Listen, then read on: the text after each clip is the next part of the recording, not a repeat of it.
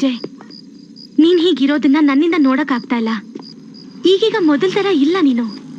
ನನ್ನ ಮೀಟ್ ಮಾಡಕ್ ಲೇಟ್ ಆದ್ರೆ ಅಥವಾ ಸ್ವಲ್ಪ ದಿನ ನನ್ನ ಮೀಟ್ ಮಾಡಕ್ ಆಗದೆ ಇದ್ರೂ ಪರವಾಗಿಲ್ಲ, ನಾನೇನ್ ಬೇಜಾರ್ ಮಾಡ್ಕೊಳ್ಳಲ್ಲ. ಬಟ್ ನೀನ್ ಈ ಕೇಸ್ನ ಗೆಲ್ಲೇಬೇಕು. This is my wish.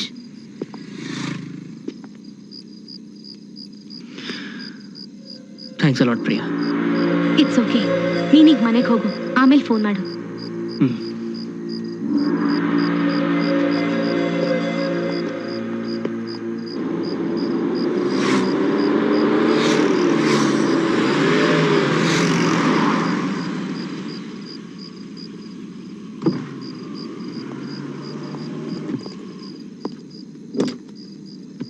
Sir, ನಿಮ್ಗೊಂದು ಕೊರಿಯರ್ ಬಂದಿದೆ ಸರ್.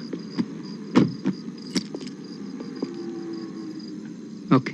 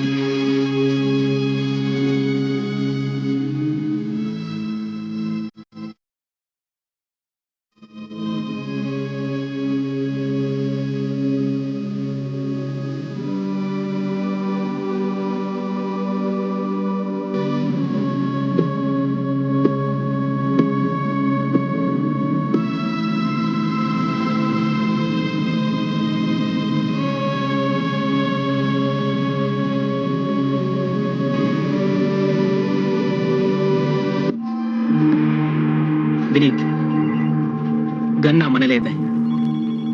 ಇಲ್ಲೇನು ಇರ್ಬೋದು. ಹಾಗಿದ್ರೆ ಏನ್ ಮಾಡಿರ್ಬೋದು ಅವನು? ಬಲೂನು ಕಟ್ಟಿ ಗಾಳಿಗೆ ಬಿಟ್ಬಿಟ್ಟಿರ್ತಾನ? ಇರ್ಬೋದು, ಇಲ್ಲಾಂದ್ರೆ ಆಸಿಡ್ ಎಲ್ಲ ಕೆರಸಿರ್ಬೋದು. ನಾನೊಬ್ಬ ಪೊಲೀಸ್ ಡಿಟೆಕ್ಟಿವ್. ನಾನು ನನ್ನ ಕೆಲಸನ ಸರಿಯಾಗಿ ಮಾಡ್ತಿದ್ದೀನಿ ಅನ್ನೋದು ನಿನಗೆ ಗೊತ್ತಿರಲಿ. ನಿನ್ನ ಕೆಲಸ ನೀನು ಸರಿಯಾಗಿ ಮಾಡಿದಿದ್ರೆ ನನ್ನ ಕೆಲಸ ಎಷ್ಟು ಕಷ್ಟ ಆಗ್ತಾನೆ ಇರಲಿಲ್ಲ, ಗೊತ್ತಾಯ್ತಾ? ನಾನು ಯಾವುದೇ ಕಾರಣಕ್ಕೂ ಈ ಕೇಸ್ನ ಬಿಡೋದಿಲ್ಲ. ನಿನಗೋಸ್ಕರ ನಾನು ನನ್ನ ಟೀಮ್ ಜೊತೆ ಇನ್ನೊಂದ್ಸಲ ಹುಡುಕ್ತೀನಿ.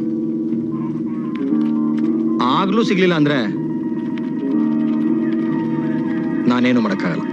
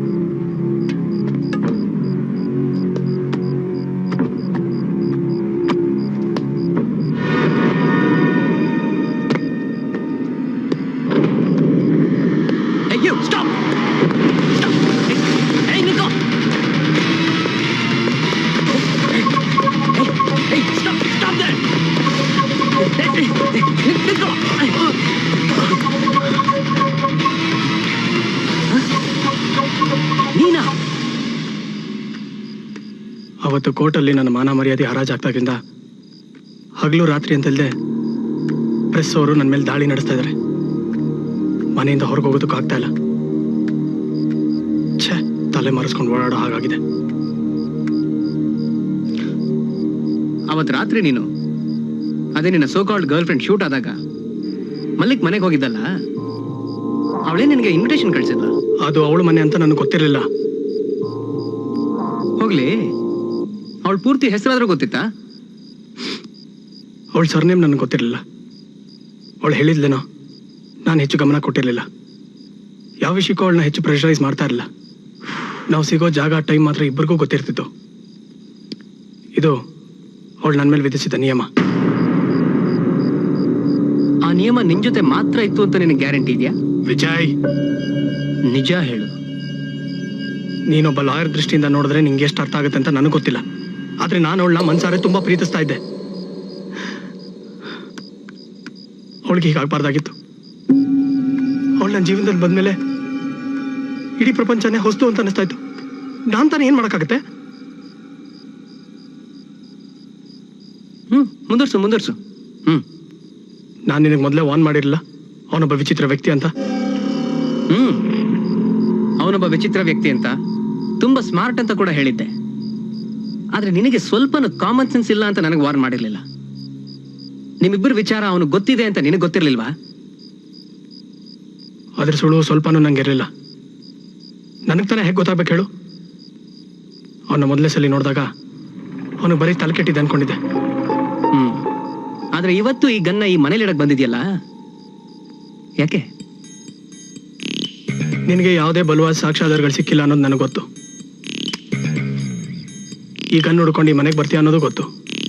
ಅದಕ್ಕೆ ಈ ಗನ್ನ ಮನೇಲಿ ಇಡೋದಕ್ಕೆ ಬಂದೆ. ಈ ಗನ್ ನನಗೆ ಸಿಕ್ತು ಅಂತಾನೆ ಇಟ್ಕೋ, ಆದ್ರೆ ಲ್ಯಾಬಲ್ಲಿ ಬುಲೆಟ್ಸ್ ಮ್ಯಾಚ್ ಆಗುತ್ತಾ? ಈ ಗನ್ನ ನಾನು ಇಲ್ಲಿ ಹೇಗೆ ಇಡ್ತೀನೋ ಹಾಗೆ ಫೋರೆನ್ಸಿಕ್ ಲ್ಯಾಬಲ್ಲಿ ಇರೋ ನನ್ನ ಸ್ನೇಹಿತ ಈ ಗನ್ನಿಗೆ ಮ್ಯಾಚ್ ಆಗೋ ಬುಲೆಟ್ಸ್ನ ಅಲ್ಲಿ ಇಡೋದಕ್ಕೆ ಒಪ್ಕೊಂಡಿದ್ದಾನೆ. ನೋಡು, ಈ ರೀತಿ ಕೆಲಸ ಮಾಡಿ ನೀನು ಹೇಗಾದ್ರೂ ಕೇಸ್ ಅಂತ ತಪ್ಪಿಸ್ಕೋಬಹುದಾದ್ರೆ ನನಗೆ ಈ ತರ ಕೇಸ್ನ ಗೆಲ್ಲೋದಕ್ಕೆ ಮನಸ್ಸು ಒಪ್ಕೊಳ್ಳೋದಿಲ್ಲ. ಇನ್ನು ಮುಂದೆ ಈ ತರ ಏನಾದ್ರೂ ನಡೀತು ಅಂತ ನನಗೆ ಗೊತ್ತಾದ್ರೆ ನಾನೇ ನಿನ್ ಮೇಲೆ ಕೇಸ್ ಹಾಕ್ತೀನಿ.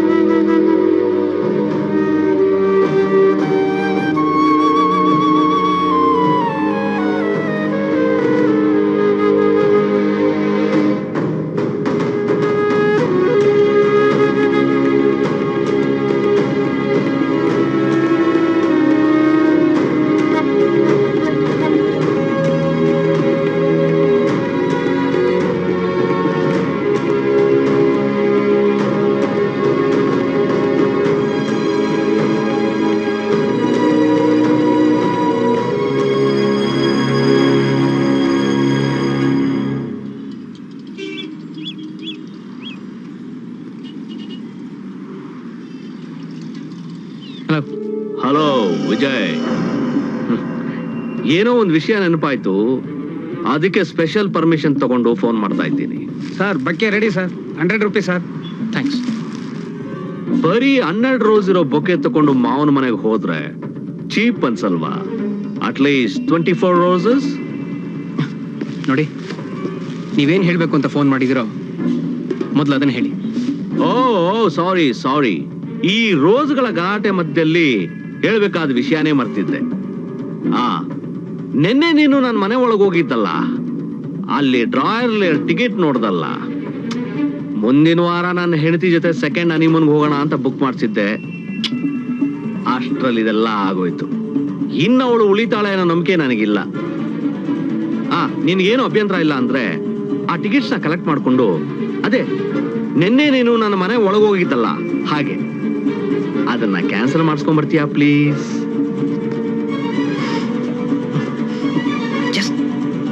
Just cut the call.